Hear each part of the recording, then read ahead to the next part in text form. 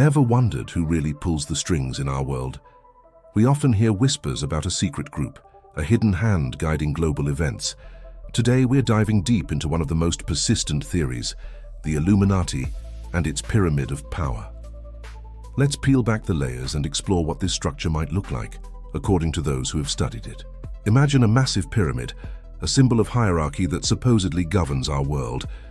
At the very top there's a gilded dome, the pinnacle, said to represent the head of a symbolic serpent. According to this theory, the absolute leader at this peak is a figure known as Pindar, who is believed to be the head of the Rothschild family, acting as the ultimate authority within the Illuminati. Just below this supreme leader is the famous all-seeing eye, a symbol many of you have probably seen before. In this structure, the eye represents the 13 ruling families who form the core council of the Illuminati. These families are said to be the true dynasties that have shaped history from behind the scenes for centuries. So who are these 13 families? The list includes some names that might sound familiar from history books and others that are less known. They are in no particular order: Rothschild, Bruce, Cavendish, de Medici, Hanover, Habsburg, Windsor, Plantagenet, Rockefeller, Romanov, Sinclair, Warburg, and Krupp. Each of these families is said to hold immense influence in different sectors and regions across the globe, passing their power down through generations. Interestingly, some researchers suggest there's a 14th family to consider, the Yamato, the Imperial House of Japan. However, their influence is often described as more localized compared to the others. According to this line of thinking, their primary domain, the Japanese islands, faces long-term geological instability. This theory posits that the family has long been aware of this and has historically sought to expand its influence and secure safe havens, a notable example being their expansionist policies leading up to and during World War II. Though that attempt was halted, it suggested that they still hold significant sway in regions like North Korea and are making substantial international investments, encouraging emigration as a long-term strategy for their people. Moving down the pyramid, beneath the 13 families, we find the Committee of 300. This is a broader group of highly influential individuals and families who act as the next tier of command. Think of them as the high-level executives carrying out the grand strategy. This committee is said to be composed of some of the world's wealthiest and most powerful people. You'd recognize many of the names supposedly on this committee. Families like Agnelli, Bush, Ford, Morgan, and Rockefeller are often cited. This group also includes prominent individuals who are very visible in global finance and politics. For instance, George Soros is frequently mentioned in this context. While he is incredibly wealthy, theories suggest that his actions are not independent, but rather follow the directives set by the powers above him, specifically the Rothschilds. He is portrayed not as a king, but as a powerful and effective pawn on the global chessboard. So how does this Committee of 300 actually exert its influence? They don't just sit in a room and make decrees. Instead, they operate through a network of powerful, well-known international organizations and think tanks. These are institutions that shape our world every single day. You've definitely heard of them, groups like the Bilderberg Group, the Council on Foreign Relations, and the Trilateral Commission. These are often described as the forums where the global elite meet to coordinate their plans. Then there are the major financial institutions that control the flow of money worldwide. The International Monetary Fund, or IMF, the World Bank, and central banks like the Federal Reserve in the United States. Furthermore, this theory claims that intelligence and law enforcement agencies are also tools of this committee. Organizations like the CIA, FBI, NSA, Mossad, and even Interpol are seen not as independent bodies serving their respective nations, but as instruments used to enforce the agenda of this shadow government, gathering information and carrying out operations to maintain control. Even the United Nations is often cited as a key vehicle for promoting a one-world government agenda, gradually eroding national sovereignty in favor of global governance. When you look at it this way, it paints a picture of a highly organized, multi-layered system of control, where public-facing institutions are merely the visible part of a much larger, hidden structure. From the single leader at the top, down through the ruling families, the Committee of 300 and the web of organizations they control. This theoretical pyramid is designed to manage every aspect of our society, from finance and politics to media and military. It is a fascinating and complex theory that challenges us to look at the world and the nature of power in a completely different way. Whether you see it as a documented reality or a grand conspiracy theory, exploring these ideas helps us question who holds power and how it's used. What are your thoughts on this structure? Do you see evidence of it in the world today? Let me know in the comments below. Thanks so much for watching and exploring these deep topics with me. If you found this interesting, don't forget to like, subscribe, and hit the bell icon so you won't miss our next dive into the world's greatest mysteries. See you next time. Have you ever heard the term Illuminati?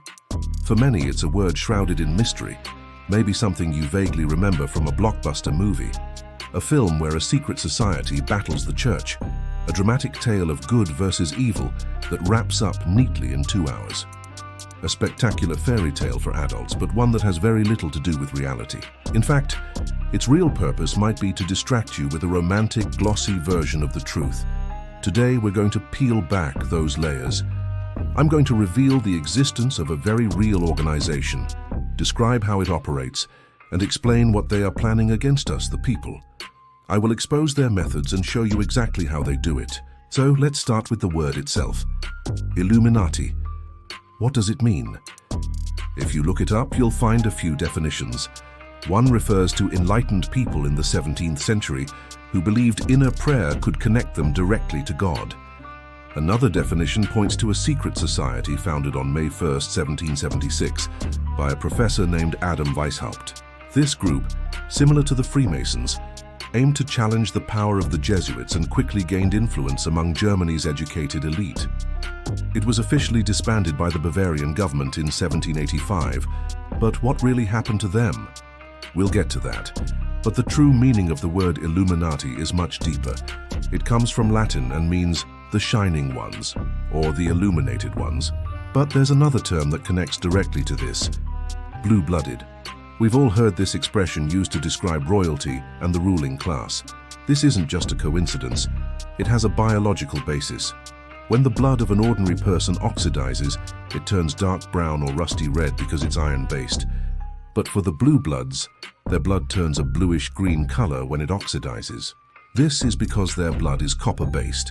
This might sound shocking, but the reason for this difference is that these beings are not entirely like us. They are a hybrid group, part human, part reptilian.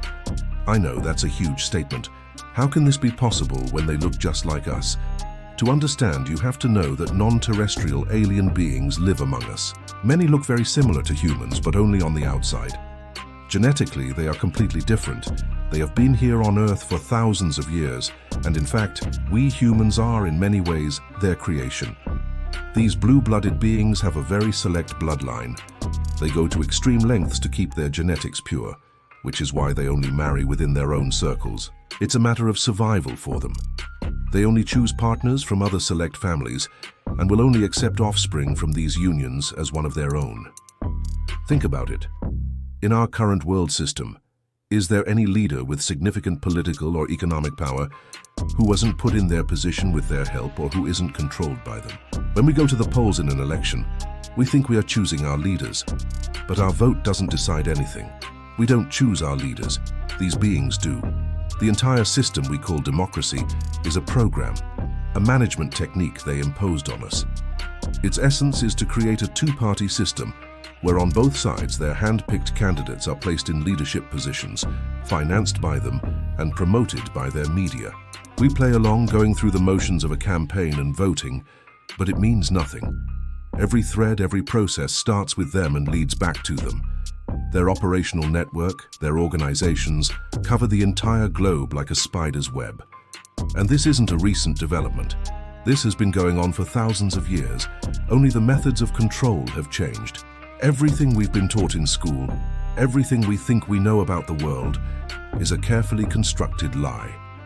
Humanity is being deliberately misinformed. History books, science books, even religious texts like the Bible are rewritten at regular intervals. Why? To incorporate the plans of these controllers and to program us into helping them achieve their secret goals. What you see on TV, what you read in newspapers and books, it's all propaganda. Their influence is everywhere. They control the global financial system through institutions like the World Bank and the International Monetary Fund. They dictate economic policy, create financial crises, and decide which nations prosper and which ones fail. They own the multinational corporations that control everything, from our food supply and healthcare to our energy and technology. They also control the flow of information. Mainstream media, Hollywood, the music industry, it's all part of their apparatus. They shape our culture, our values, and our beliefs. They decide what's popular, what's controversial, and what's ignored. They use entertainment to distract us and propaganda to divide us, keeping us in a constant state of fear and confusion. Think about the recurring patterns in history: wars, revolutions, economic collapses. Are these random events, or are they engineered? The answer is clear when you understand who is pulling the strings. They create problems and then offer their own solutions. Solutions that always grant them more power and control over us. This strategy is known as problem-reaction solution. So, what is their ultimate goal? It's a new world order, a one-world government, a single global currency, and a microchipped population connected to a central database. A world where individual freedom is a relic of the past, and every aspect of our lives is monitored and controlled. This isn't a distant fantasy, it's the future they are actively building, piece by piece. But knowledge is power. By understanding their methods and their agenda, we can begin to resist. It starts with questioning everything. Turn off the mainstream news. Do your own research. Seek out alternative sources of information. Talk to your friends and family. Share what you learn. The more people who awaken to the truth, the weaker their control becomes. We are not powerless. We have the ability to think for ourselves, to connect with one another, and to create our own reality. The future is not yet written. It's up to us to decide what it will be. Will we remain asleep, allowing them to complete their agenda, or will we wake up and reclaim our sovereignty? The choice is ours. Thank you for watching and for being open to this critical information. If this resonated with you, please like this video. Share it with others and subscribe to the channel for more truths they don't want you to know. Stay vigilant and stay informed.